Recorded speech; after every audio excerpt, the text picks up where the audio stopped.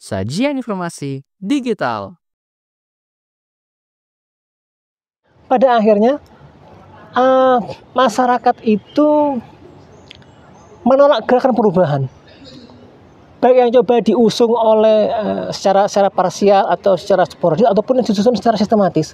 Karena bagi mereka kemudian terlibat dalam aksi, terlibat dalam gerakan-gerakan perubahan itu seperti menyalahi kodrat dan menyalahi unggah-ungguh sebagai patokan etika yang mestinya mereka terapkan.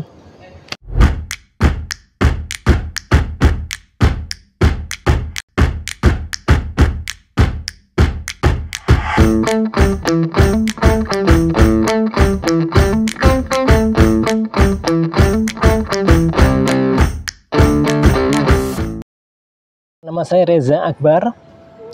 Saya mengajar di program studi sosiologi FISIP Universitas 11 Maret, dan saya mengampu mata kuliah terkait dua hal. Yang pertama terkait politik dan kedua terkait teori sosial. Pertama, data pemerintah terkait kemiskinan itu unreal, dan sesuatu yang lebih buruk akan terjadi di tahun 2024 dan setelahnya, yang mana akan ada banyak usaha-usaha besar tumbang yang akan membuat kemudian refleksivitas pengangguran serta kemiskinan secara umum pada ini akan meningkat, dikarenakan akan ada banyaknya pemutusan hubungan kerja atau PHK. 2025 akan mencekam secara ekonomi sebab hutang pemerintah akan jatuh tempo sebesar 800 triliun, yang mana itu akan berarti akan ada peningkatan suku bunga, akan ada penurunan belanja negara, akan ada budget cut, pemotongan anggaran dalam bentuk efisiensi pemerintah. Semua itu akan terjadi di tengah ekonomi masyarakat yang belum pulih. Efeknya stabilitas sosial, stabilitas politik jelas akan berada dalam tanda tanya besar ketika semua itu terjadi secara bersamaan. Dan ketika itu saya memberikan beberapa timeline penting untuk kita hati-hati. Pertama adalah bulan April 2025, karena itu bertepatan setelah Lebaran. Lebaran adalah saat di mana kemudian fase konsumsi atau tingkat konsumsi masyarakat sangat meningkat tinggi, dan tetapi itu dilakukan di tengah keadaan di mana secara ekonomi mereka sebenarnya terpuruk. Nah, ujung-ujungnya adalah secara sederhana, ketika itu dilakukan maka setelah Lebaran orang akan nggak punya duit. Orang benar-benar kehabisan semua duitnya. Masalahnya kemudian saya bilang juga ketika itu Agustus itu adalah timeline mengerikan kedua. Agustus ini, berarti yang sekarang terjadi di 2025 ini. Sebab pada akhirnya bertepatan dengan jatuh tempo pembayaran hutang pemerintah, tapi juga saving, simpanan uang cash masyarakat itu menipis, ditambah lagi PHK akan meningkat. Analisis secara sosiologis bahwa ini akan terjadi. Kita lihat statistiknya, kita lihat datanya, kita lihat kemudian menggambarkan proyeksi keadaan politik berikutnya, maka itu akan bisa ketemu nanti gambaran apa yang kira-kira akan terjadi. Jadi gampangnya adalah ekonomi menurun, suram, tapi juga politik tidak stabil, maka pada yang terjadi adalah instability di level bawah, di grassroots masyarakat. Dan karena itu kemudian pada akhirnya warning saya pada Desember 2024 adalah Agustus 2025 dan setelahnya itu akan menjadi masa-masa yang paling menentukan untuk tahun 2025. Sejak awal data terkait isu kemiskinan itu hanya sesuatu yang difabrikasi oleh pemerintah untuk mempertahankan popularitas atau kemudian untuk memanipulasi pada publik bahwa keadaan di negeri baik-baik saja. Padahal enggak, yang terjadi adalah manipulasi statistik. Dengan cara begini, kalau kita lihat statistik tentang penduduk Surakarta misalnya, di sini disebutkan bahwa penduduk miskin kita hanya 8%.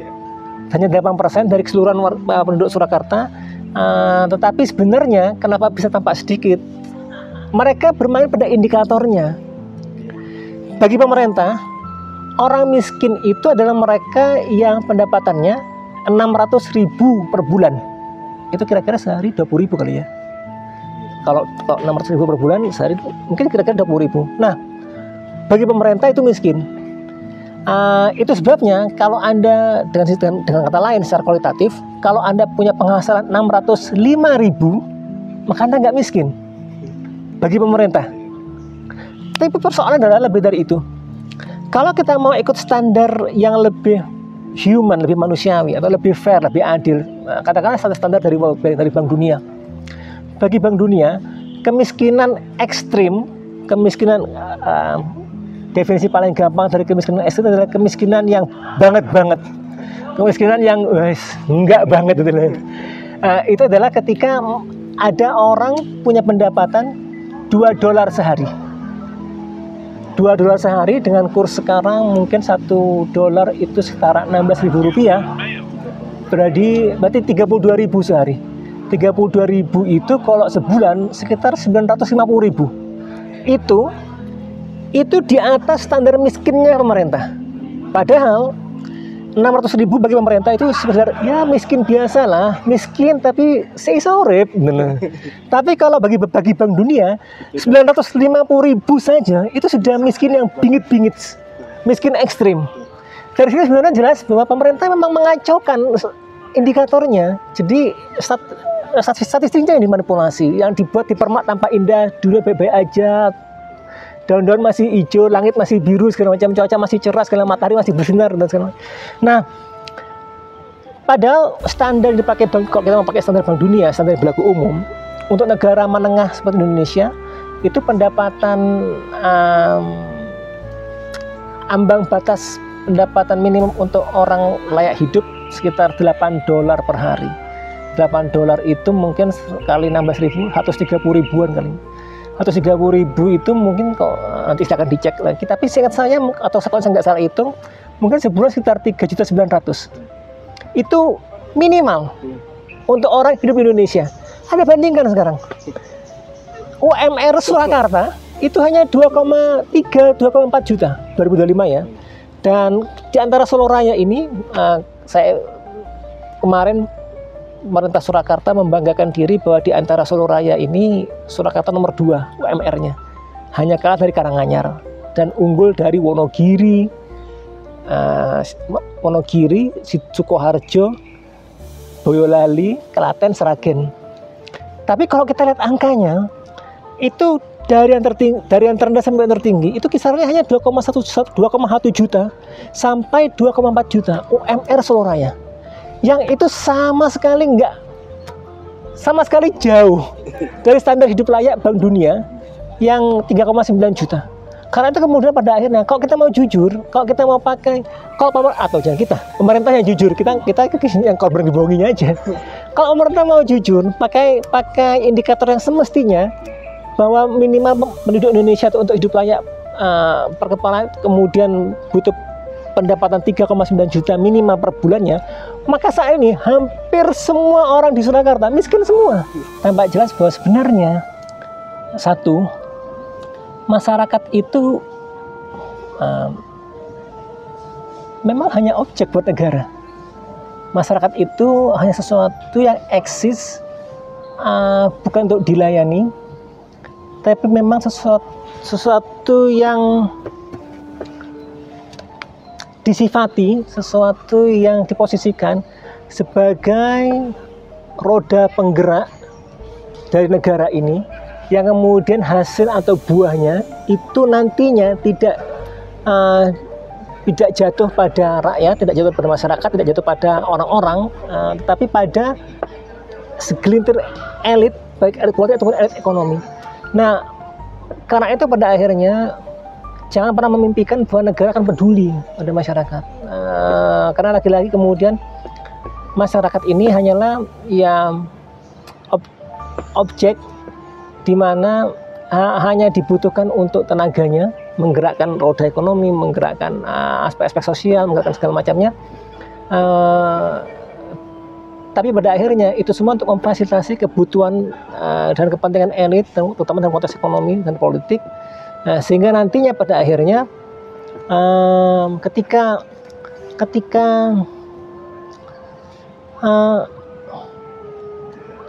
ada goncangan, ada isu-isu sentral, khususnya dalam konteks ekonomi terjadi pada masyarakat, maka negara memang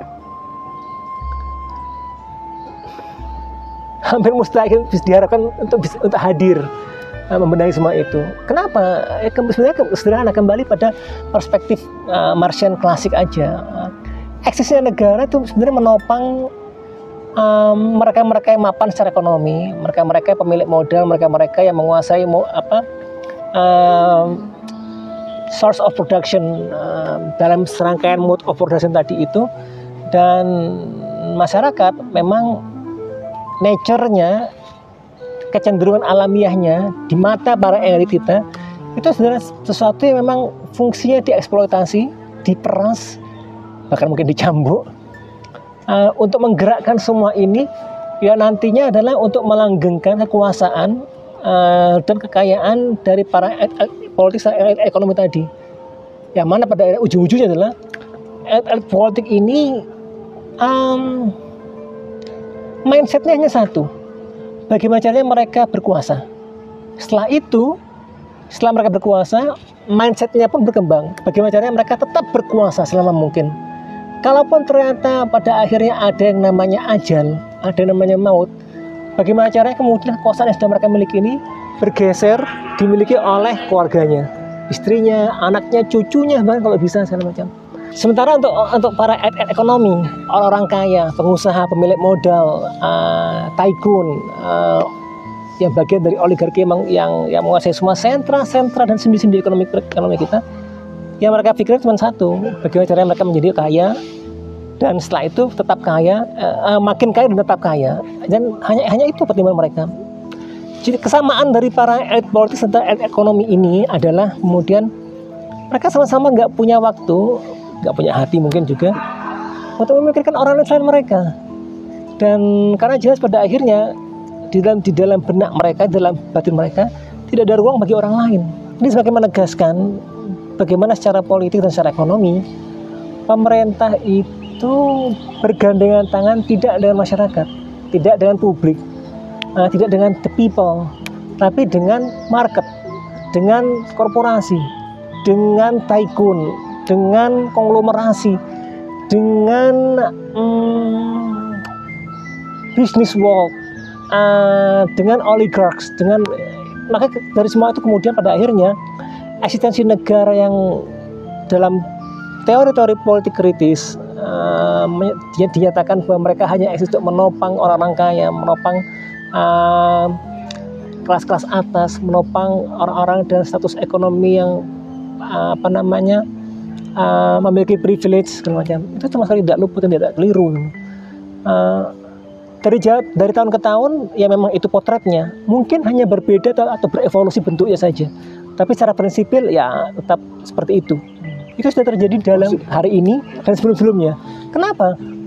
Karena konstruksi dari apa yang kita bayangkan, kita imajinasikan, kita jalani, dan kita yakini sebagai Indonesia itu sebenarnya adalah sekedar kelangsungan dari bagaimana monarki atau aristokrasi dalam bentuk kerajaan, kesultanan, dan lain sebagainya yang sudah berdiri lama di bumi Nusantara ini. Yang satu garis besar sebagai kesamaan di antara semua itu adalah feodalisme. Dalam itu semua, maka kemudian yang terwariskan pada Indonesia saat ini adalah elit politiknya itu tetap menganggap masyarakat, rakyat sebagai objek untuk diperas, ditekan, diancam, disiksa, bahkan dihukum, karena bagi mereka adalah rakyat ada untuk melayani penguasa. Dan karena itu kemudian pada akhirnya ketika rakyat itu mengais-ngais sendiri apa yang harus mereka makan, mencari sendiri atap untuk membuat mereka berteduh dari hujan dan panas segala macam, negara memang tidak pernah peduli dan merasa bahwa it's your life, itu hidup kamu, ya sudah, kamu ya berusahalah, geraklah segala macam, dan jangan andalkan kami. Tapi dalam konteks yang berbeda, sebaliknya, dalam konteks bagaimana kemudian rakyat harus patuh pada negara, rakyat harus membayar pajak pada negara, sebagaimana di zaman dulu adalah upeti pada raja segala macam, itu tidak pernah bergeser. Sehingga secara substantif, secara hakikat pada akhirnya adalah dalam hubungan antara negara dan masyarakat, negara itu selalu menekan masyarakat terkait kewajiban-kewajiban mereka pada negara. Di sisi lain adalah negara selalu mengatakan bahwa ketika masyarakat itu mempertanyakan kewajiban negara pada mereka, itu adalah satu bentuk yang tidak nasionalistik, tidak cinta tanah air, dan sekarang bahkan mulai lazim untuk dilabeli anti Pancasila, anti NKRI, radikal, teroris, ekstremis, Islamis, dan seterusnya. Pada akhirnya masyarakat itu menolak gerakan perubahan, baik yang coba diusung oleh secara parsial atau secara sporadis, ataupun yang disusun secara sistematis.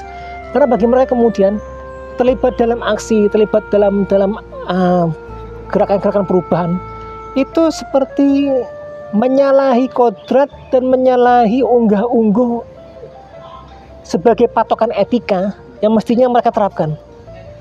Dan yang keempat, ini yang paling konyol buat saya, pada akhirnya masyarakat merasa bahwa menyatakan pendapat, menyatakan suara, menyatakan pandangan secara terbuka itu adalah hal yang rude, kasar secara normatif, dan lebih merasa bahwa yang paling baik, yang paling pantas itu adalah bergunjing. Nah, sebenarnya masyarakat hanya punya dua pilihan. Anda bergerak melawan atau Anda menerima, itu saja. Tapi yang terjadi adalah masyarakat selalu mencoba untuk in between di antara dua tadi itu. Mereka nggak mau bergerak, tapi juga menerima dengan masgul, dengan dongkol, yang wujud perlawanannya adalah dengan bergibah, dengan bergunjing, dengan mengeluh, sambat. Nah, aku jone ngene. Ya lo ngapain diem aja? Kalau kita bicara what's supposed to be done oleh pemerintah, apa yang mestinya pemerintah lakukan, itu sebenarnya adalah satu hal yang textbook sekali dan semua orang, bahkan anak. Jangan mahasiswa, anak SMP pun tahu bahwa pemerintah harus mengayomi rakyat, berpihak pada rakyat, membela mana yang benar, segala macam dan seterusnya. Tapi justru hal-hal yang semestinya kita lakukan dari pemerintah itu adalah hal yang paling mustahil untuk terjadi pada pemerintah pada kita. Karena itu lupakan pemerintah. Kita kan apapun harapan kita pada pemerintah kita, percayalah itu mustahil terwujud. Nggak akan ada yang akan memperjuangkan kepentingan Anda selain Anda sendiri. Dan karena itu kemudian, kalau Anda enggan memperjuangkan nasib Anda, maka jangan harapkan orang lain juga akan peduli. Karena bagaimana mungkin kemudian perubahan itu akan datang jika bukan kita mengubahnya.